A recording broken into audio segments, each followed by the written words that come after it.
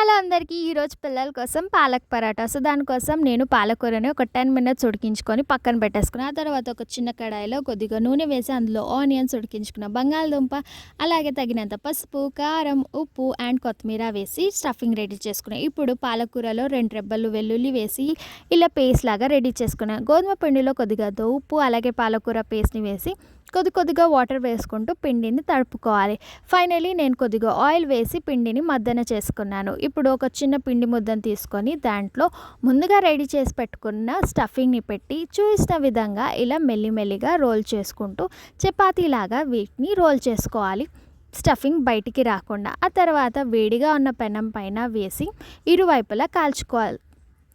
నూనెతో కానీ లేకపోతే నెయ్యితో కానీ ఆర్ బటర్తో చేసుకుంటే అయితే టేస్ట్ అయితే అదిరిపోద్ది. ఒకవేళ ఎప్పుడైనా పిల్లలు పాలకూర తినడానికి మారం చేస్తే ఇలా పెట్టేస్తే శుభ్రంగా తినేస్తారు. మీకు నచ్చినట్లయితే లైక్, షేర్ అండ్ సబ్స్క్రైబ్.